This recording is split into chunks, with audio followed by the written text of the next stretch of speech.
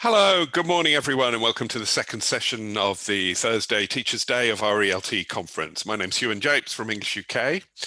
And first of all, I'd like to say thank you to our sponsors who've made this event possible. So that's Cambridge Assessment English, Endsley Insurance, Language Cert, Macmillan Education and Trinity College London. Just one little piece of housekeeping: if the worst comes to the worst and the session goes down, just wait a minute or so and then try and come back in with the link and we'll try and get it up again for you. But fingers crossed that hasn't happened yesterday or today so far. So without further ado, I'll leave the floor to, or the virtual floor, to Anastasia, who's talking about IELTS writing made easy. Please, by the way, just one other thing, just please put any questions that you've got for Anastasia in the question box. Thank you. Right, hello everyone, my name is Anna.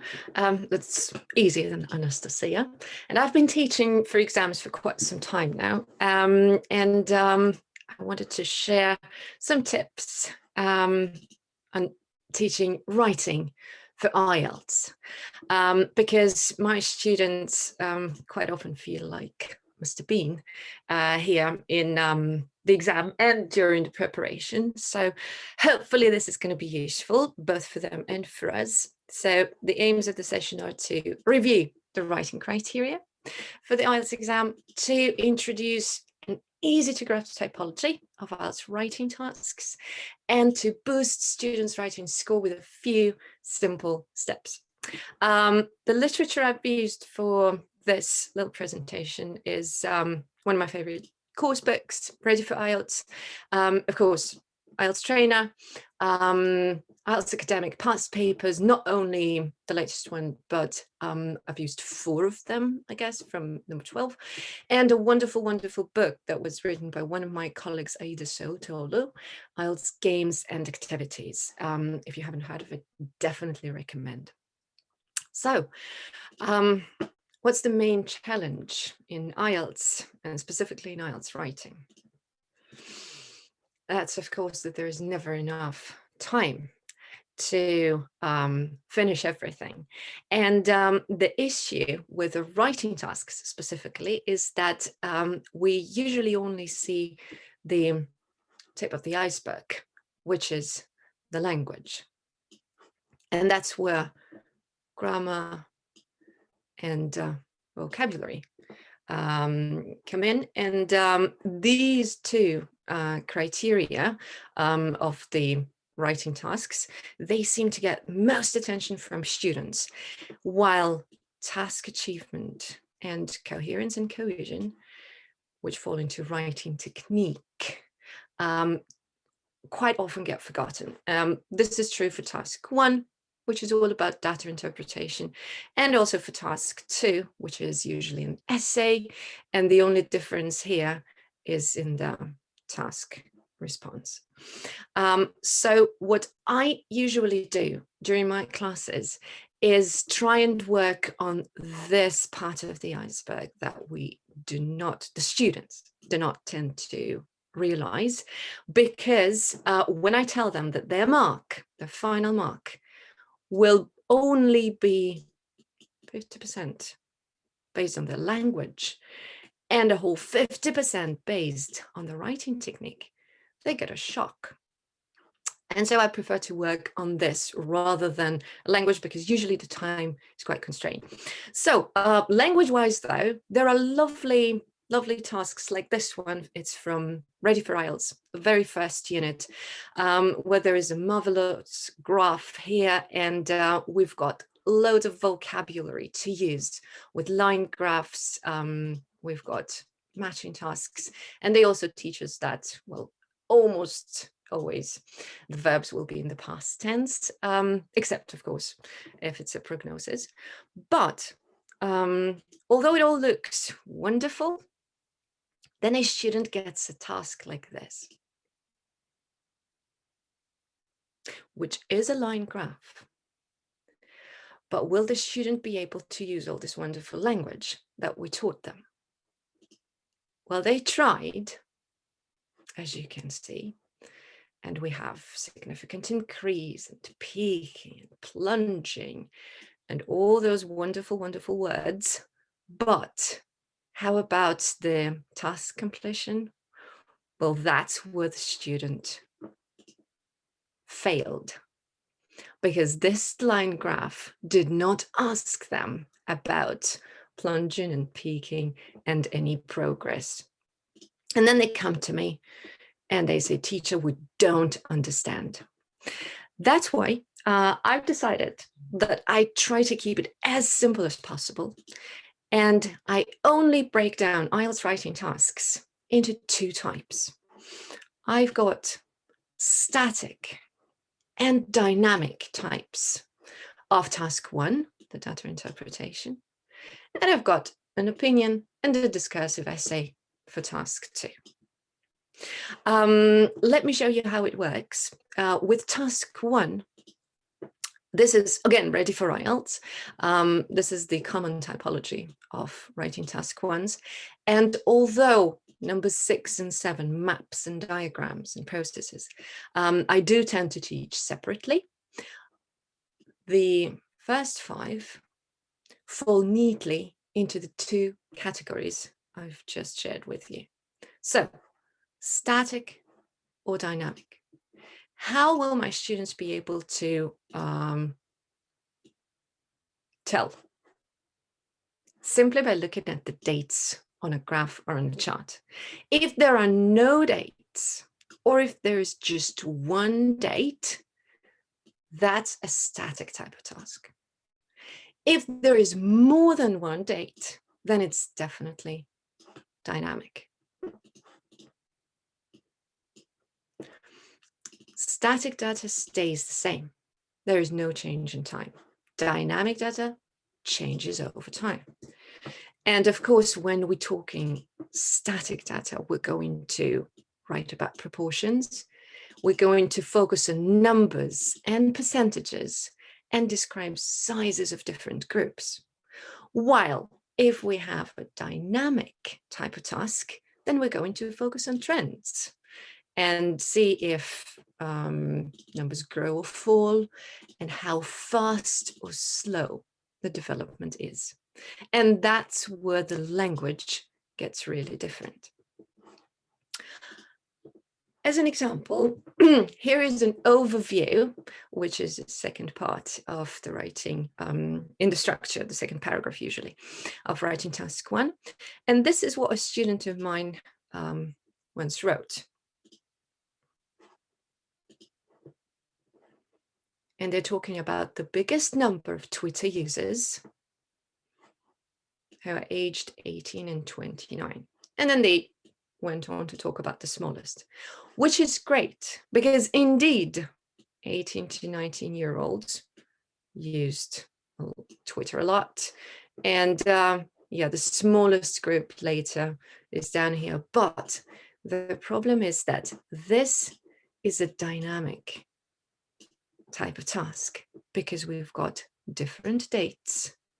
We've got a progress in time. So this is not the focus of the writing task. What they did here was show proportion, which is more about static tasks. This is what another student wrote, and this was way more accurate, way more suitable for the type of task, because here they've demonstrated the change from 2013, from 2010 to 2013. And this reflects the dynamic nature of the task. Again, a static task. Oops, sorry guys. It should be the other way around. The dynamic type of task, right? It reflects a change, right, between the dates. A static type of task reflects the percentage, the proportion, biggest to smallest groups. We talk about the change in the dynamic, and we talk about the size of groups in static tasks. So the first thing that I do with students is This is from Aida Sotolo's Ielts games and activities, but you can combine any graphs and charts you want. We don't do the actual writing. First, we try to determine the types of tasks, static or dynamic. They do it in groups. And sometimes there are issues, like, for example, teacher, there is only one date here, 2017. How come it's dynamic? You said one date is static. Yes, but look at the months. There is still a progress in time, right? So it's not just the year, but it can be months or days or even hours. Or alternatively, teacher, this is a bar chart. I don't see how it can be dynamic. Well, in this case, what I do is I connect the tops of the bars, and then they can clearly see it as a line. So it suddenly becomes a line graph, and they're able to see the change in time. Some other confusing ones are usually pie charts that most students are used to seeing as static, as this one. So again, the date thing helps massively. So this one is dynamic because we've got two different dates here. And this is all going to be about to change. Again, if it's bar charts, I recommend they connect the tops of the bars to be able to see the change if there are more than two dates. And if it is a line graph, like the case of that student of mine, there are no dates, so this is static, but it's really hard for them to see it as static. Then I recommend they draw bars. And when they do, they are able to see the graph differently. Suddenly becomes a bar chart, and it's much easier for them to perceive. When it comes to the structure of the writing task itself, as usual, introduction, overview, and body. What I tell them to do in the intro is to just write one sentence. I try to keep it as simple as possible. I want them to paraphrase the task, of course, and imagine they're talking to someone who can't see the chart, so that they make sure they include all the relevant information. With overviews, it's one or maximum two sentences with a summary of the most relevant features. And in the body, I usually tell them not to bother and only write one or two paragraphs where they would compare and contrast the details. The most common issue in the introduction is that they want to write everything, right? They want to use the marvelous vocabulary about plunging and plummeting and everything. But that's why I tell them that introduction is about what is around the chart, not the chart itself. So what I do is I cover the chart and I tell them to look at what's around. And this is their introduction. The line graph shows the change in the percentage. And here it is. Of what? Of Twitter usage.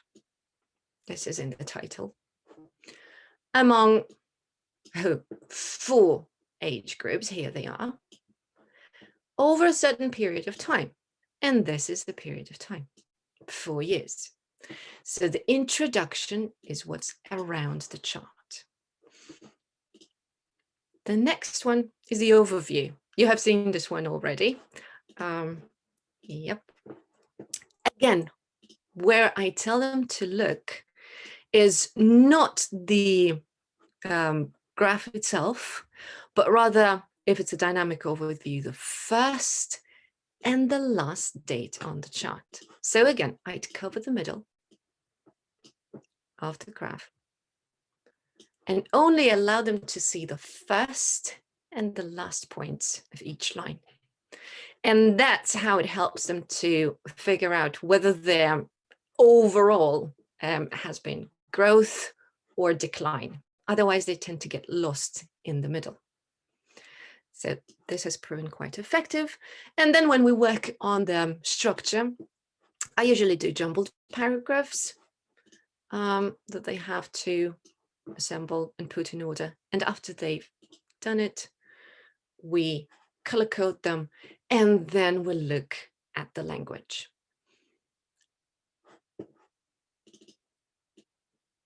What I recommend them do is divide the information according to the degree of change. And first, I encourage them to talk about the most dramatic change, while the least dramatic or the slightest change, I recommend they leave at the end. And this is exactly what they did. Substantial rise, twofold increase, right? Dramatic rise, etc. But at the very end, we were talking about things that only changed slightly, right? Even though with some noticeable fluctuations. And this is basically it with writing task 1. So there is a full structure for dynamic charts. And here is a full structure for static charts. I'm not sure if I will be able to share my presentation with the participants later, but I'm happy to. So if I'm sure it can be arranged. If you need these notes, I can send them to you, no problem. Right. Do we have any questions about writing task 1 so far?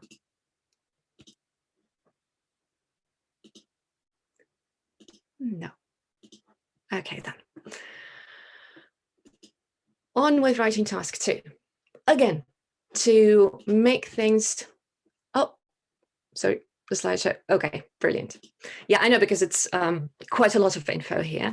I tried to fit as much as I could. So again, to make it simple, because students tend to get lost and scared in all the types of writing tasks, I tell them, guys, don't worry, there are only 2 types of essays: opinion essay and discursive essay. In an opinion essay, you are going to be asked to take sides, right? So they'll ask you whether you agree or disagree with a statement. They'll maybe simply ask you to state your opinion on a topic, or ask you whether it's a negative or positive development. Well, in a discursive essay, you are not asked to take sides. You will have to discuss both views without providing your opinion. You're going to be talking about advantages and disadvantages. And there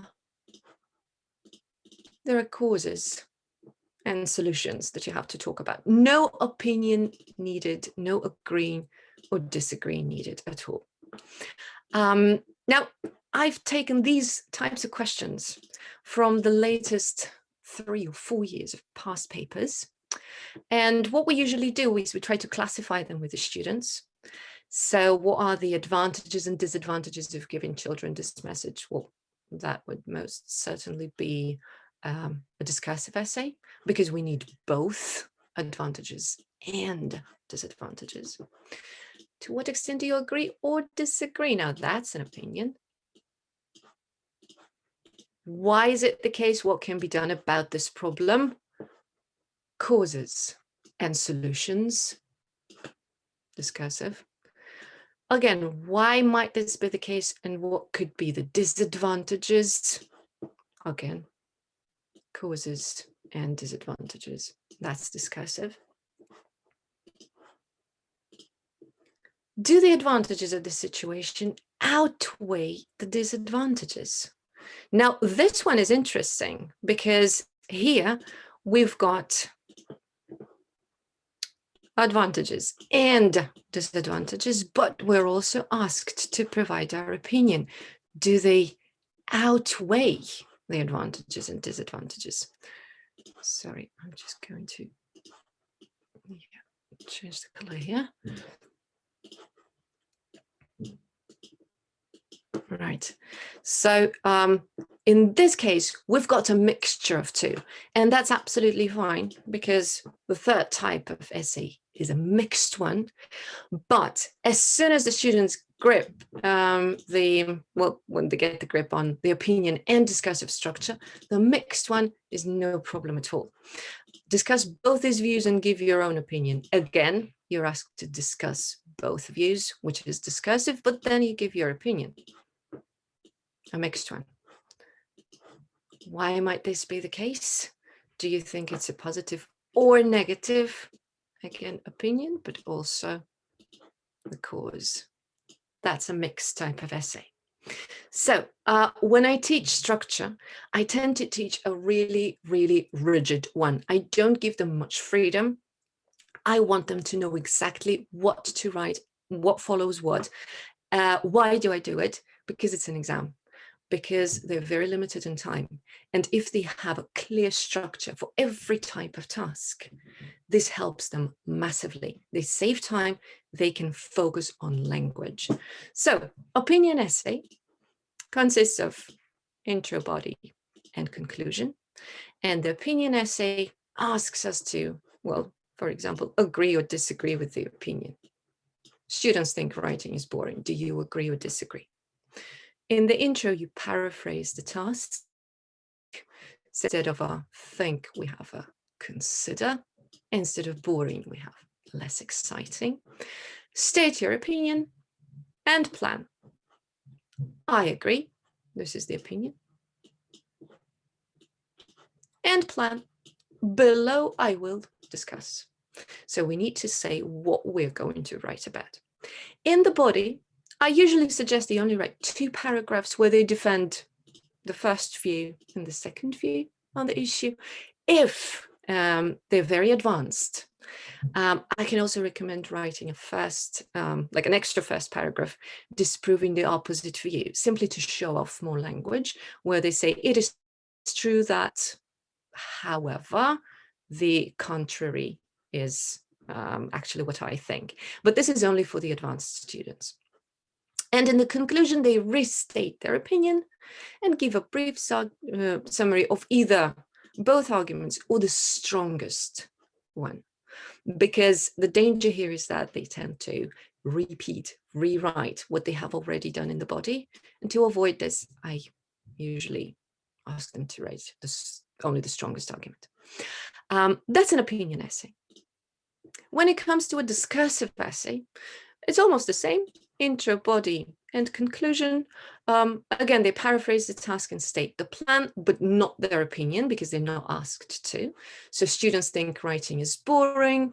Why is this the cause? They need to talk about causes. And what can be done about this problem? They need to talk about solutions. So in this case, the body structure is pretty easy. Paragraph 1 deals with the first half of the task. In our case, 2 or maximum 3 causes will be enough.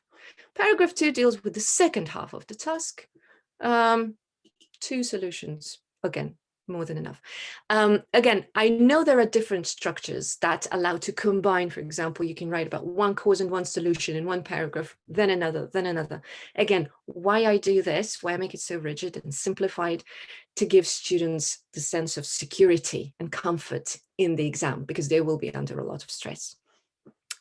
In the conclusion, again, they rephrase the intro and give a brief summary of the most important bits, only the most important ones. As for the paragraph structure, and this is the last thing I'm going to mention, I usually steal it from speaking. And this is the Ielts rule of thumb. If you remember in speaking, specifically part 3, every statement that a student utters has to be supported by at least one of these 3, a reason, an example, and a result. So what I suggest is we take this structure and we transfer it to writing task 2, to the paragraph structure. So what we've got then is, I reckon students find writing boring. Why? Because there's a lot to think of. We have a reason. For instance, accuracy of your grammar, relevant choice of vocabulary, etc. We have an example. And then we have a nice wrap up with the result. Students lose motivation. Again, it can be only one of these 3, 2, or all 3, but every idea needs the support like this. And this is how it is reflected in the opinion essay, where we have the body paragraph consisting of a topic, sentence, reason, example, and result. And a discursive essay where each bit that we need to write about is supported by either reason, example, or result. And during the prep, it works very well, the combination of speaking and a writing task. This way students get a very clear structure of what to say and write and when. Now, the mixed essay. After the students have grasped the structure of both opinion and discursive essays, mixed essays are no problem at all. Some students think writing is boring, others find it quite entertaining. Discuss both views and give your own opinion, a mixed one. So what we do here is we start, because we need to provide our opinion, we start as if we were writing an opinion essay. Then we move on to a body paragraph from a discursive essay, because we need to discuss the 2 or 3 bits. We've got, discuss both these views. So going to discuss both views. Then we're going to get back to paragraph 2 of opinion essay. We will defend our opinion. And finally, we will conclude with the opinion and a brief summary of arguments. So we will just use one element of discursive essay here. Again, there is a whole structure on the last slide. I will, as far as I understand, be able to share them. So right, so questions. We've got 3 minutes, I believe. Right, thank you very much, Anastasia. That was an amazing presentation, amazing use of the technology. So that will be available again for everyone to see. I'm just seeing if there's any questions. Yes, there's one question that's come in. I found that some of my students will tend to agree with the statement and never disagree. As a result, their reasons for why they agree are rather weak. How does the lack of a strong evidence or logical reasoning affect the score? It does affect the score, but that's why I recommend combining speaking and writing activities. Because what I would usually do, I would start with the speaking, and we would go through the logical reasoning part. We would discuss a topic. We would see what different students think about it, would do a brainstorm together, and then it would be easier for the student, even because I realized that it's a cultural thing. For example, many Japanese students would find it difficult to argue with different points and disagree with them. So that helps, like collaborative work and speaking before writing during the prep does help. Yeah, okay. Yeah, and someone said that the color coding is really helping with this. A question about resources, really. There's so many IELTS books out there. Are there any particular resources you recommend? This is a common IELTS question, given the mind-boggling amount of stuff available. Yeah, again, what I usually tend to use is the IELTS trainer. It can't be overestimated because the way that tasks are explained there is simply fantastic. I also tend to, when practicing the actual tasks, I only tend to use past papers because they're the most accurate ones, as course books sometimes tend to have quite illogical tasks, especially when it comes to reading, that puzzle student more than it needs to. Again, this Aida's book is simply fantastic, and she's got 2 now. I believe there is also one that focuses on IELTS vocabulary. I recommend both. And as for course books, well, I've got Ready for IELTS here, but there are obviously many others. Why I like them is because they go topic by topic, and I find it helpful with students who lack common knowledge of certain topics, like they've never thought about environment or let's say, I don't know, global warming or stuff like that. It helps them brainstorm and be ready in case such a topic arises in the exam. But what I tend to do, it's a little bit time consuming, but I try to scroll through or just skim through actual past papers and find tasks that connect to a topic. So yeah, that's what I do. Okay, and one final question. My students struggle with tasks that combine different data types, for example, pie charts and a table. Any tips for this, for dealing with this issue?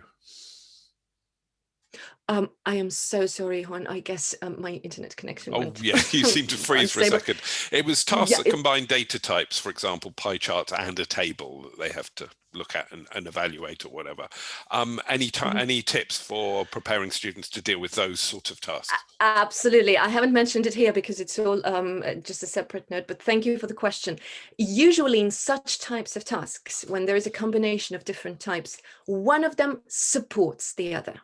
So usually one focuses on the main information, like a pie chart focuses on different groups. So there are 2 pie charts, for example.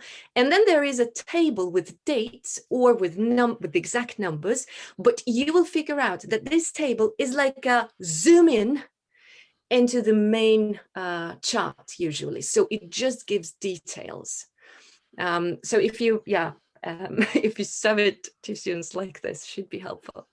Okay, great. That's a good tip. Thank you very much. That's all we have time for. The slides and the recording will be available subsequent to the conference. So enjoy the rest of your day. We've got a break now. Please go into the Zoom Hangout if you want to have a chat with people in a more unstructured way. And thank you again to Anna for her wonderful presentation. Thank you. Thank you. Thanks.